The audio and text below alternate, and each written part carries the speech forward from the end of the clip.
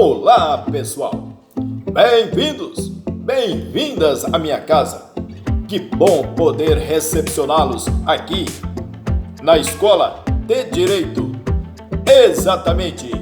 Aqui você tem direito à informação. Mantenha-se atualizado e informado acerca de questões, novidades, todo o entretenimento, todo o arcabouço jurídico nesse bojo em 360 graus. Pisando agora em solo, você tem direito à informação. Primeiro te convido, levanta da poltrona folgada, se inscreva no canal fortalecendo, metralha, aí mete o dedo logo abaixo, se inscrevendo e fortalecendo. Vamos fazer amigo? Vamos edificar a casa? Vamos construir agora esta base, esses alicerces. Aqui são coisas úteis e não coisas fúteis. Mas sim, aqui trazemos novidades de forma didática, transparente, para você assimilar o conhecimento, sanar qualquer dúvida. Estou aberto à sua complementariedade, à sua dúvida, à sua sugestão, o seu elogio. Aqui estamos transmitindo o que é de bom e de melhor. Vamos à continuidade sobre dicas processual do trabalho relacionado aí à execução. Exatamente. A execução será promovida pelas partes no processo do trabalho, permitindo que a execução de ofício pelo juiz ou pelo presidente do tribunal apenas nos casos em que a parte não estiverem representadas por advogado. Na liquidação por cálculos, elaborada a conta e torna líquida, o juízo deverá abrir às partes prazo comum de 8 dias para a impugnação fundamentada com a indicação dos itens e valores objeto da discordância sob pena de preclusão. Proferida então a sentença de liquidação, é expedido o mandado de citação e penhora a ser cumprido por oficial de justiça, para que o executado pague ou garanta o juízo no prazo de 48 horas. Para a garantia do juízo, o executado poderá depositar o valor da execução, nomear bens à penhora ou oferecer seguro garantia judicial.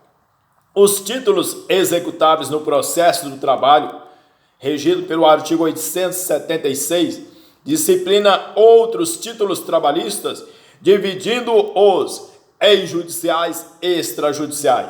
São judiciais as sentenças transitadas em julgado, sentenças sujeitos a recurso desprovido de efeito suspensivo, acordos judiciais não cumpridos. Extrajudiciais temos os termos de compromisso de ajustamento de conduta firmado perante o Ministério do Trabalho, termos de conciliação firmados perante a Comissão de Conciliação Prévia. Além desses, os cheques e a nota promissória também são títulos executáveis na Justiça do Trabalho, à luz do artigo 13 do TST, por aplicação supletiva do artigo 784, inciso 1 do Código de Processo Civil. É o cheque e a nota promissória emitidos em reconhecimento de dívida inequivocadamente de natureza trabalhista também são títulos extrajudiciais para efeito de execução perante a Justiça do Trabalho. Também são títulos executivos extrajudiciais executáveis na Justiça do Trabalho as multas inscritas na dívida ativa da União, proveniente dos autos de infração lavrados pelos auditores fiscais de trabalho. Vale destacar que a súmula vinculante 53 do STF e o parágrafo único do artigo 876 determina que serão executados de ofício perante a Justiça do Trabalho os créditos previdenciários devido em decorrência da sentença ou acordo proferido pelo juiz dos tribunais do trabalho. Impede destacar que a arbitragem é cabível nos dissídios e nos dissídios individuais cujos contratos de trabalho tenham remuneração superior a 2 vezes o limite máximo estabelecido para os benefícios do regime geral da Previdência Social, desde que pactuada cláusula compromissória de arbitragem por iniciativa do empregado ou mediante a sua concordância expressa ante ou após o término do contrato.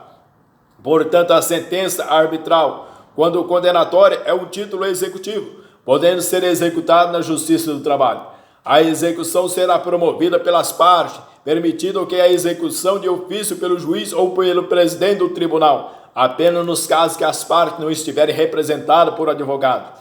A execução do processo do trabalho aplica-se os artigos seguintes da CLT, subsidiariamente aplica-se a Lei de Execução Fiscal e posteriormente o Código de Processo Civil. Os trâmites incidentes do processo da execução são aplicáveis naqueles que não contrariem ao presente título os preceitos que regem o processo dos executivos fiscais para a cobrança judicial da dívida ativa da Fazenda Pública.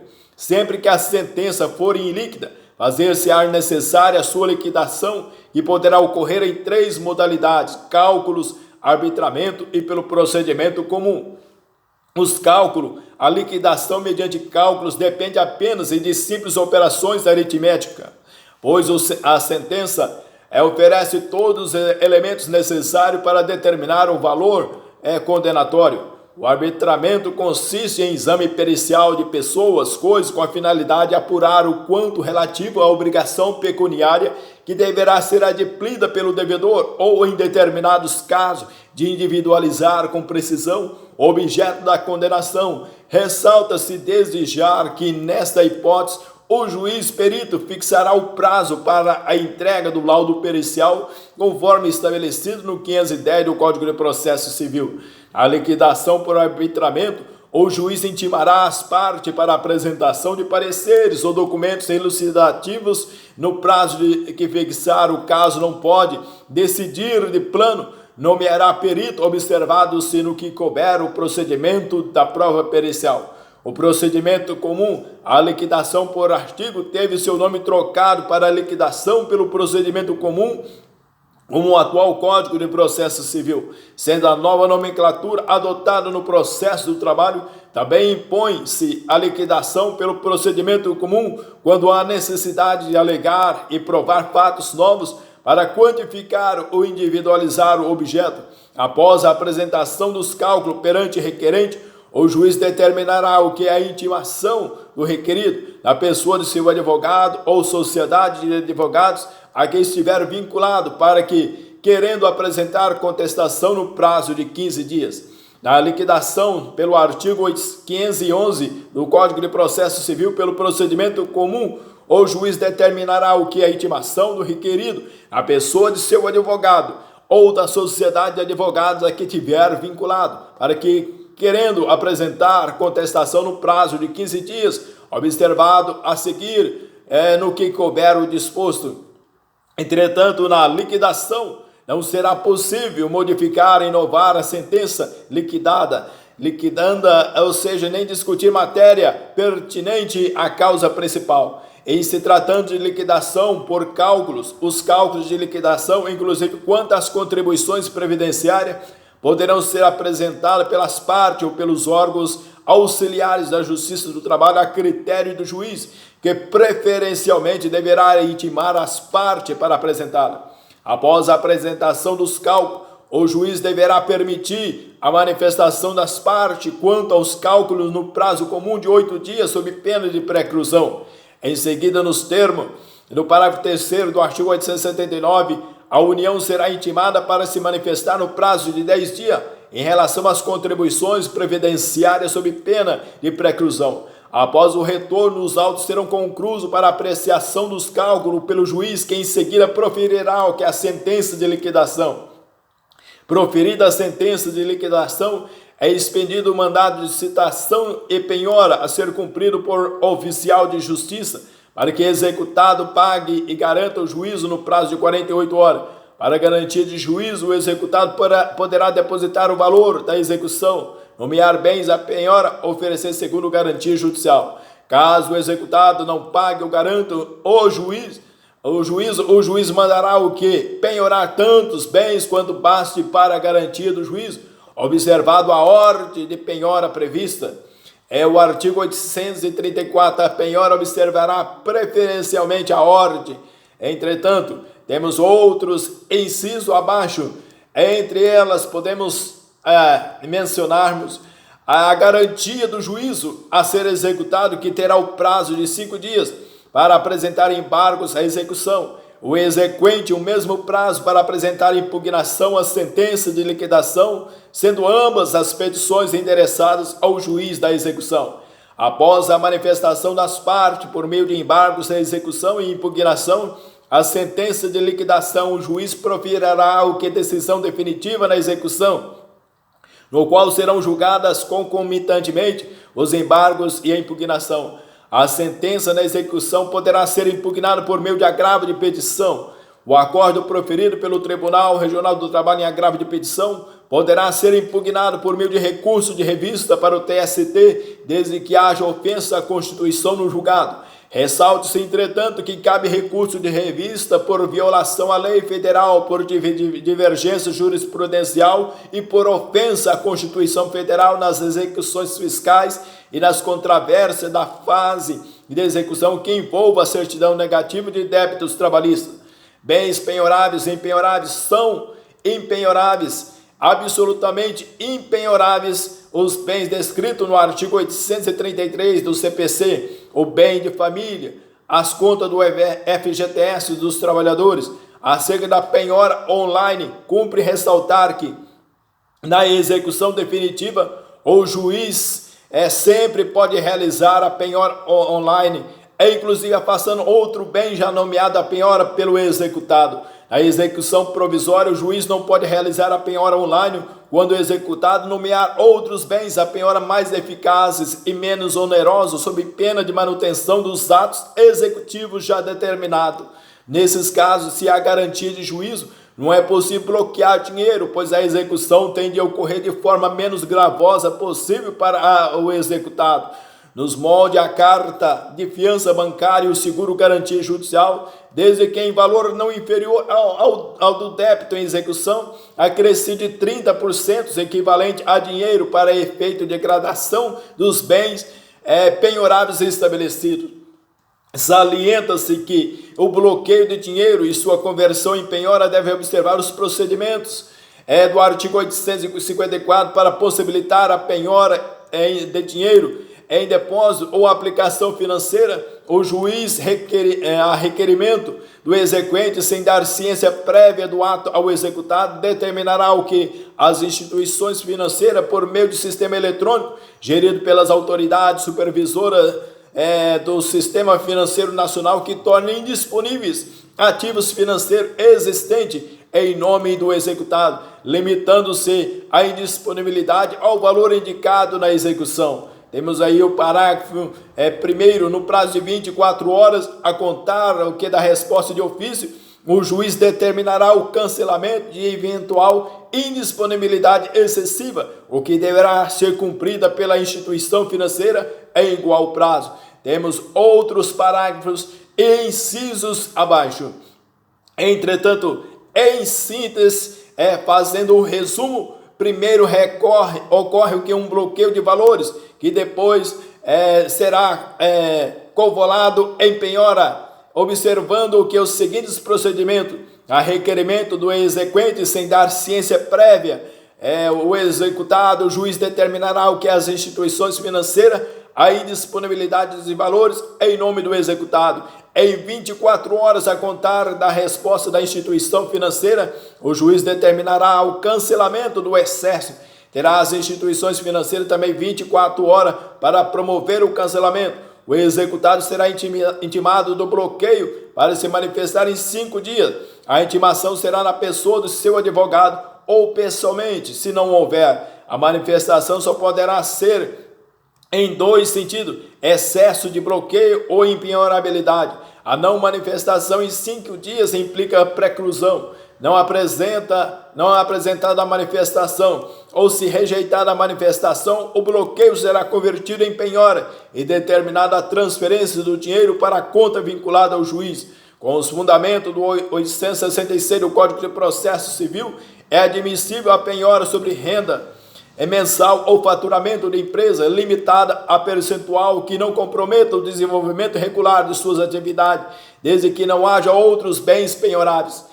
Entre esses incidentes de desconsideração da personalidade jurídica Entretanto, neste giro, a personalidade jurídica do executado permite os atos executórios que alcançam os bens particulares do sócio, quando se verifica insuficiência de patrimônio societário, teoria menor. Quando se verifica a insuficiência do patrimônio societário e concomitantemente restar comprovado o abuso de personalidade jurídica caracterizado pelo desvio de finalidade ou pela confusão patrimonial.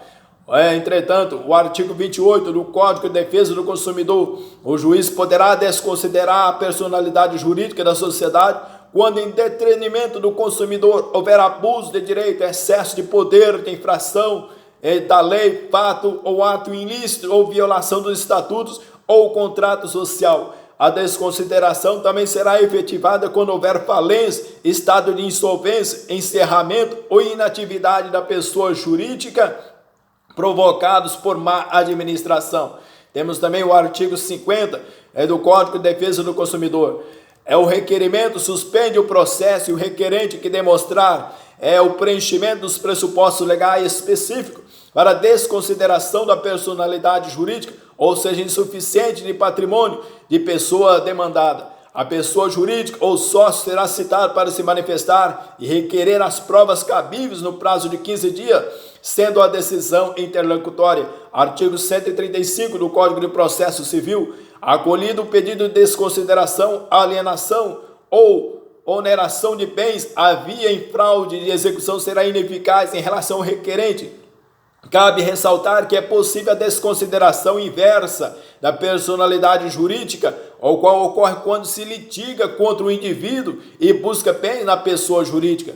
Dispensa de instauração do incidente de desconsideração da personalidade jurídica for requerida na petição inicial, hipótese em que será citado o sócio ou pessoa jurídica. Artigo 134, parágrafo 2º do Código de Processo Civil. Quanto aos recursos, esclarece que de decisão interlocutória do 855-A, que acolher ou rejeitar o incidente, na fase de cognição não cabe recurso de imediato. Na fase de execução, cabe agravo de petição, independente da garantia do juízo. Cabe agravo interno se proferida pelo relator e incidente instaurado originariamente no tribunal. A instauração do incidente suspenderá o processo sem prejuízo de concessão de tutela de urgência de natureza cautelar, de que trata o artigo 301 do Código de Processo Civil, sendo muito utilizado para o bloqueio de contas. O incidente, senhores, será processado a requerimento da parte ou do Ministério Público. O requerimento suspende o processo, a pessoa jurídica ou sócio será citado para manifestar e requerer as provas cabíveis no prazo de 15 dias. A decisão é interlocutória. Se o examinado na fase de cognição não cabe recurso de imediato, se o examinado na fase de execução cabe agravo de petição, independente de garantia do juízo. Se apreciado pelo relator incidente instaurado que originariamente ao tribunal, caberá agravo interno.